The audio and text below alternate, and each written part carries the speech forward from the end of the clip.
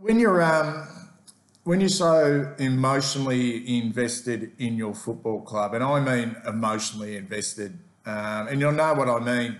You live and breathe it. Obviously, it affects your life.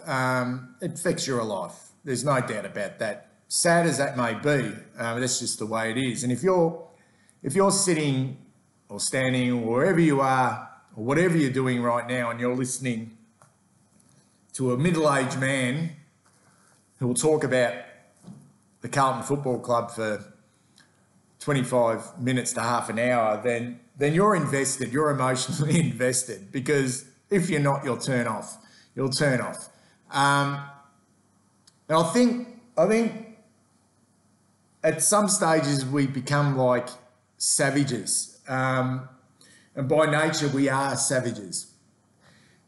Whatever things in life, we can be savages, and our respect football. And what I mean by that, there comes a time where you get that scent of blood in your nostril, and when you get that smell, there's no stopping you. So you reach that point in the journey, and you feel like there's no turning back. So you just go and go and go and go and go, and you don't stop until you get what you want. You get what you want. And a lot of time it can be really brutal and really brutal, quite disrespectful.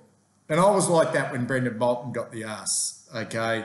If you've been following this channel, there's no doubt I was disrespectful, okay? And I'm not particularly proud of the way I handled a couple of those videos back in 2019.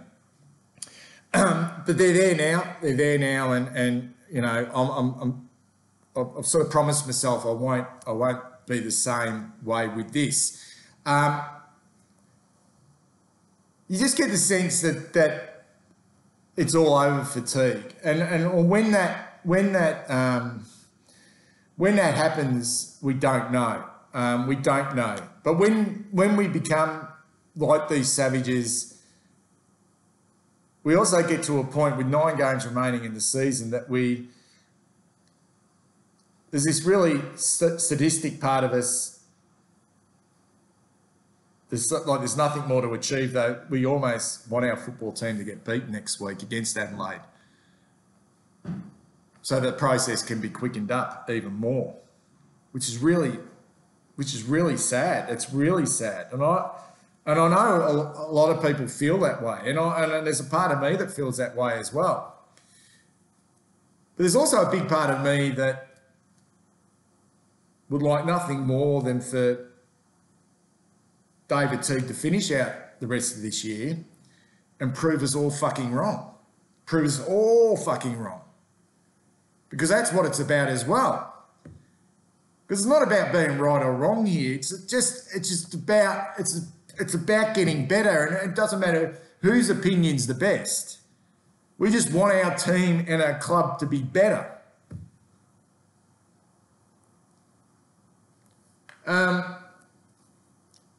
So I don't know how much I'm going to talk about the game. This is supposed to be a review of our fucking shitful performance against the Giants. And look, you watched my preview, and I don't want to sound like a fucking smart-ass or Nostradamus here, but I did pose the question, would you be at all surprised? Would you be at all surprised if we just didn't come to play? If we put in a performance like that in arguably one of our most important games of the year, and they're all been important, but this one in particular. And it played out pretty much exactly the way, and you responded in your comments the way we thought it would play out. So why are we surprised? Why? I wasn't surprised, you weren't surprised. And that's a problem in itself, isn't it? That's a problem in itself. I want to get on to Teague shortly and what lies ahead and what's gone wrong. But I also want to quickly talk about the VFL on the weekend against Port Melbourne.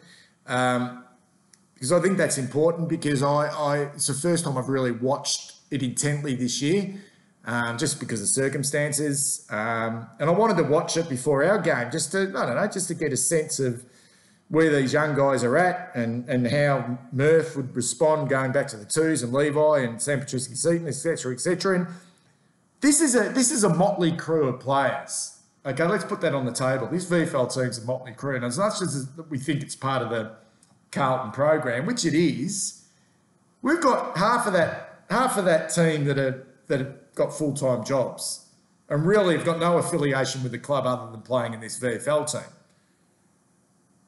Okay, so this task of coaching this VFL team is pretty difficult. You must take your hat off to Dan O'Keefe, a really young coach. And I don't know a lot about him. And I go on performance. I go on how the team perform on the field, in their what looks like their attitude and their demeanour. And that game was gone. It looked like it was gone in the second quarter. Okay, but the way they fought back, the way they dug in, not just our AFL listed players, but also the VFL listed players. And let's not exclude them from this. But our interest obviously lies in our boys. But the way they fought this game out together, again, for that game to be on the line at three-quarter time against a team coached by Gary Ayres, the great Gary Ayres, who we know the impact that he's had on the Port Melbourne Football Club over many years now. Very difficult standalone team to beat. A team that's had the wood over us for a long time, the Northern Bullants. To hear Gary Ayres barking out instructions, to his players during that live stream as well, was brilliant. That game on the line at three-quarter time, and to finish that game the way we did, was just terrific. My eyes were obviously on Kemp, Honey, Carroll, Durden. No Sam Ramsey, which was a bit disappointing, and the two new boys in Murkoff and the Ruckman Murkoff, and also Jordan Boyd, a couple of lads we got in the mid-season draft. And I must say I was just really impressed. The way, I don't know, I was impressed with Murphy and Sam Petruski-Seaton and Levi, just because they looked engaged. They looked engaged going back to that level. But the future obviously lies with that group I spoke about. And I don't want to go into too much detail about each of those players individually, but we know opportunities are going to come in the last 9 games. We know the opportunities are going to come for those young guys, those first and second year players. This might sound strange, and I know this won't sit comfortably, but I don't want any of those first or second year players, the ones mentioned there, Kemp, maybe Honey, a little bit of an exception, definitely not Carroll, Durden. I don't want them coming into this senior team in its current state, and the uncertainty around David Teague, the uncertainty around the football department, and just everything about how unstable this is at the moment. And that performance, that putrid performance on the weekend against the Giants, just justifies that for me. That I want them, and I know you don't want to protect them too much, but I want them protected in that VFL. I think they're better served there under a young coach in Dan O'Keefe. Let them develop, let them find their way at that level. With a group of other players, okay, but they fight their way, and I'm talking about those VFL listed players who've had to fight their way onto that VFL list. I don't want to be part of what I consider now to be a pretty toxic environment, a really toxic environment. Anyway, that's my take on that. But outstanding, those young guys were outstanding. Some really good signs there moving forward if we can get the right people in charge. The right people in charge. Okay, let's get to the elephant in the room. And it's not really an elephant in the room anymore. And that's what we do moving forward. And you know, I keep going back I keep going back to that press conference. Which I touched on 2 or 3 weeks, maybe 3 or 4 weeks back now. The press conference where David Teague was flanked by Mark Lagutishe, the president, the outgoing president now, and CEO Kane Little, who's still in charge now, when David Teague was announced as senior coach, full-time as senior coach of the football club late 2019. I think, 2 or 3 games remaining, 2 games remaining in that season. The reason why I'm touching on that again was because I keep coming back to, obviously, the Lagutishe running off that long resume about Teague and his coaching credentials. But then when Little came in and said we needed a coach to hit the ground running. We needed a coach to hit the ground running, and we were just steadfast in that David Teague is the man for the job. And the long, exhausting process told him that. The profiling told him that.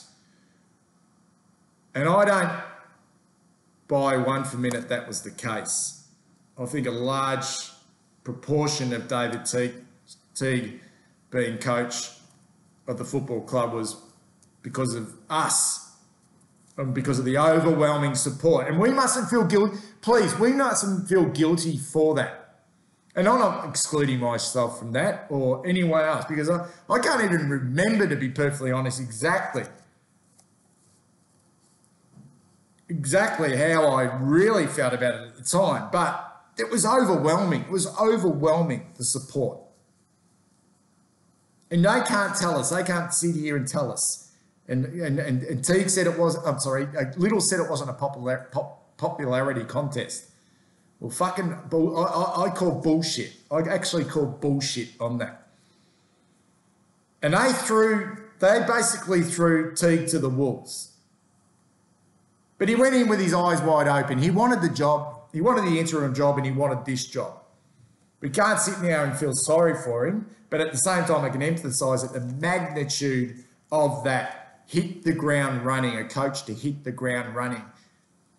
There's no way on the evidence that we've seen over 2 years that he was the right coach for that time to hit the ground running. No way in the wide world. That hit the ground running means take us to finals. Take us to finals now. Not only take us to finals now, but there's a siren going off on my AFL app there.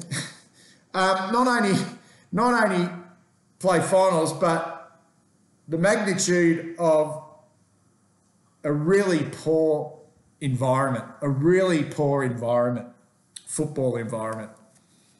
An unstable football environment, okay, and a playing group which already had a history, okay, of giving up when Brendan Bolton was coach.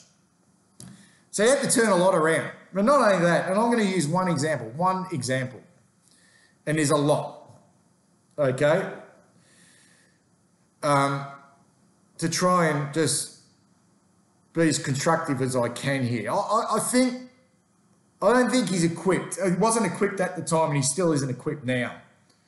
I don't think he has the required skill. And we can talk about game plans. We can talk about the processes and all that type of stuff with the game plan. Okay? Now, whether he's got the cattle to implement that game plan, it's got nothing to do with it. It's not even relevant, because he constantly says, I have belief in this group. He constantly says he has belief in this group. And at the time when he took on the job, if he didn't quite have that belief, he thought he had the ability to make some change, and he hasn't really been able to make any change at all, any change at all. So I want to go back to his messaging and the way he speaks. And I think I'm not saying he's a poor speaker, and I don't know what he's like behind closed door. We don't hear a lot the way he speaks to the players, but I think the messaging and the way you speak as a media performer in press conferences it's probably more important than we probably give it credit for. Because that's the message you're portraying to the wider football community, the football world, not just to us, the fans, okay? Not just to us, the fans, but to everyone. And also it relays back to the playing group and to the club in general. And not only was the magnitude of hit the ground running, because we've got the right man to hit the ground running, but he also had to deal with the fact that the club were ready to bring, well, they thought they were ready to bring in, all right, some high-profile recruits, high profile, on big contracts and big money. All right, so he's got to not only deal with the poor environment that he took over with, but he's got to bring that next crop into that poor environment, big name recruits, and try and fit them in as well. How could he do that? How could he do that? And I think he started off on the wrong foot. And I'm going to go quickly through each one. And the three players I'm going to mention, and there's more. Obviously, I think Mitch McGovern was brought to the club before David Teague was in. He was brought before. So I'm not going to mention Mitch McGovern. But I'm going to talk about Jack Martin, Zach Williams and Madden Bassard, the three big ones who've come in under David Teague. And I'm not talking about them whether they were the right player to come in, okay? I'm not going to talk about that because moving forward, maybe they will with the right guidance and the right environment, okay? They could be wonderful, okay, for us. But I'll start with Jack Martin. And I think David Teague's a really poor communicator to the media, okay? I think he showed his inexperience straight away when he was asked about Jack Martin. And this pricked my ears up at the time because I actually mentioned it in a video last year. He was asked about Jack Martin in his first pre-season at the football club, even before he put on a football jumper for the club, even before. Hadn't even played a game. And this was on the eve of the 220 season, even before the pre-season games. And this was a huge ringing endorsement to Jack Martin. And I've got no problem with being optimistic and positive, okay? Because if you can't be optimistic and positive, you might as well not be there. But the wording was just too over the top. It was almost putting the cart before the horse, okay, and blowing smoke up, okay, new recruits' arse, even before they'd even proven anything. And this was such a ringing endorsement. It just made me feel really uncomfortable. And we know Jack Martin's story. Okay, we know he came from an underperforming club at the Gold Coast Suns into another underperforming club, us. All right? He had a couple of outstanding seasons when he was really young and then he lost his way, almost to the point where he'd just given up at the Gold Coast Suns. We saw his work ethic. I remember a game at the MCG, which I was working at, when Gold Coast played Collingwood, and he was putrid. His body language, everything about him was putrid. Okay? Anyway, Teague was asked about Jack Martin, how he'd fitted into the club. And as I said, you can be positive. But this was over the top. Over the top. He's been outstanding. His intensity at training has been unbelievable. We knew he could compete and we knew he was tough. But we didn't realise he could actually do it in every session and every time he hit the track. Then this is what really pricked my ears. Jack's actually lifted our intensity at training, particularly around the tackling drills. So in essence, he was saying that this bloke had been at the club 5 minutes with a questionable attitude, has come in and suddenly changed our, okay, and we're talking about Ed Curnow, Mark Murphy, Sam Walsh, Patrick Cripps, all of these players that got David Teague his job in the first place because he put so much trust in them and they busted their ring in the second half of 2009 to get his job. And then he's basically put fuel on the fire to his playing group that this bloke, this ring-in, and I shouldn't say ring-in, but this guy is coming, he hasn't even put on a football jumper to the football club. And suddenly he's changed the way the club has gone about the way they train and their intensity. Please, David. Okay, please, mate. Fucking hell. Be positive, but let's just keep it real. Okay, let's just keep it real and, keep a lid on it. He said particularly around the tackling drills. 2 years down the track, after he said Jack Martin had lifted the intensity around the tackling drills, 2 years down the track, we laid 41 tackles against the Giants on the weekend. 41 tackles. 6 players didn't lay a tackle and 7 players laid 1 tackle, including Jack Martin. And I understand Jack's had some injury concerns. I understand that.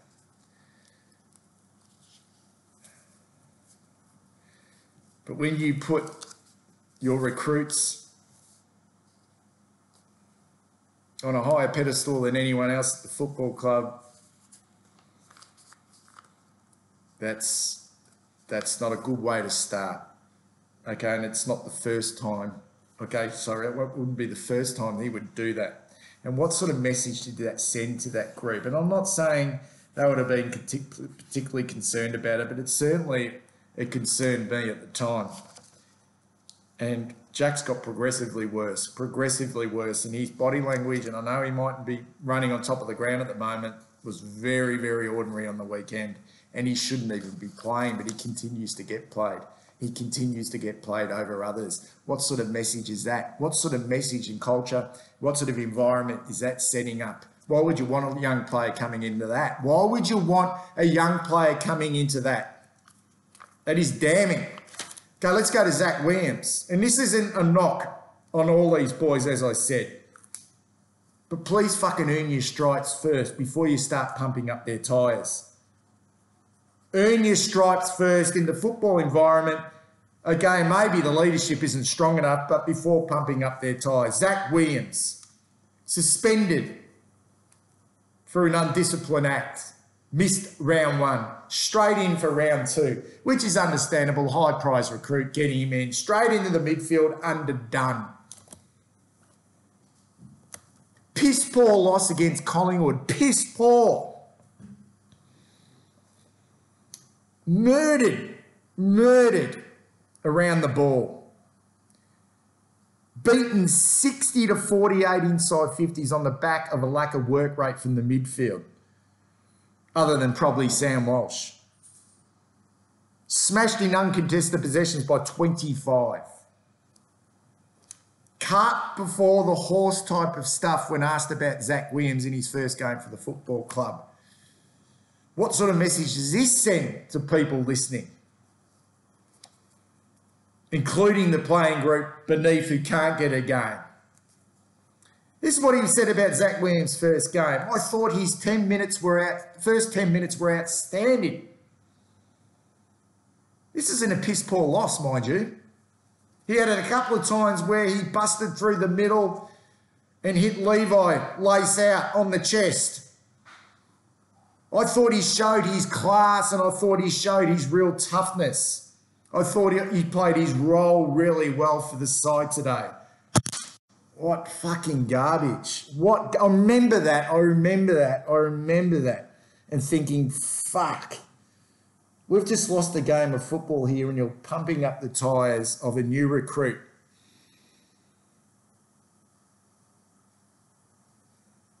2 weeks later, he's playing on a 2 weeks later, 3 weeks later, he's playing on a half-back flank, not playing in the midfield anymore, playing on a half-back flank because he's not fit enough.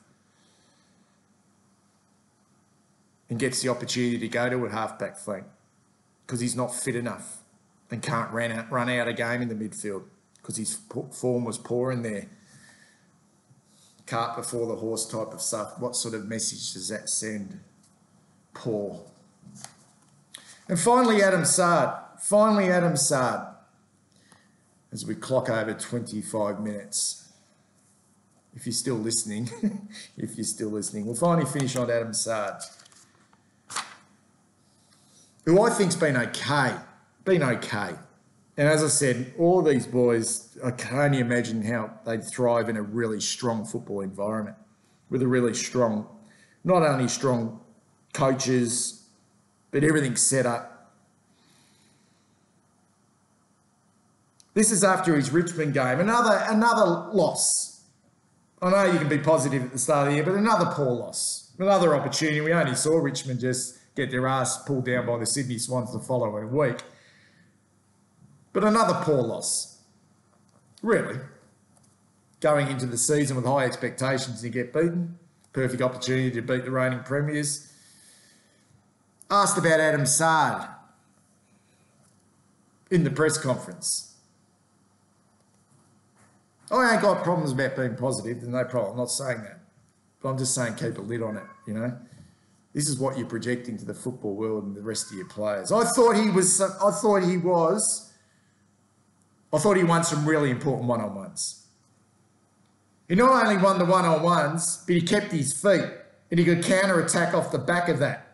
You can see him competing. His teammates absolutely love him, the way he competes. And you can see when he is out of position, he finds a way to bring the ball to the ground. He takes body and keeps opponents in front of him really well. It has been a pleasure to have at our footy club. And I can't wait to see him play more. I think he's going to excite our fans going forward.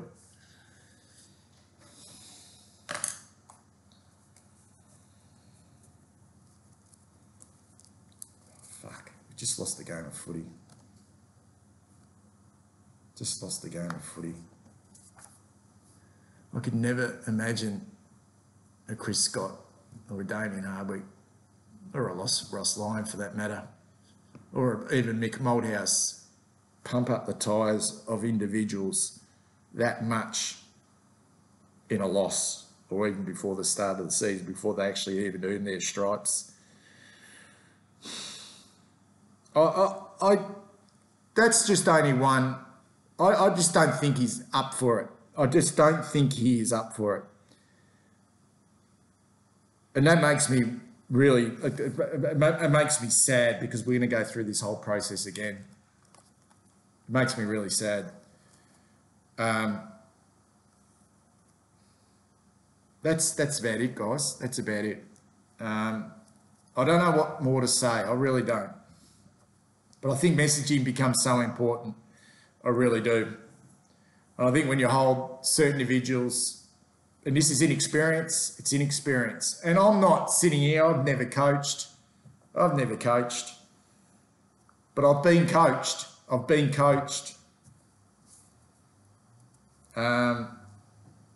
I teach.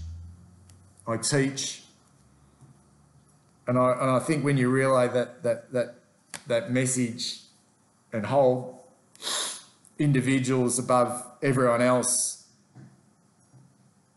like that, it just makes me feel like he just doesn't really know what he's doing in that regard, in regards to the player management. Forget about the game style, player management. I could only imagine how that would make a lot of individuals feel at the football club if they're not all on the same page. You can't tell me everything is sweet. You cannot tell me everything is sweet amongst this playing group. You can't. That's enough for now. I'll speak to you later on in the week.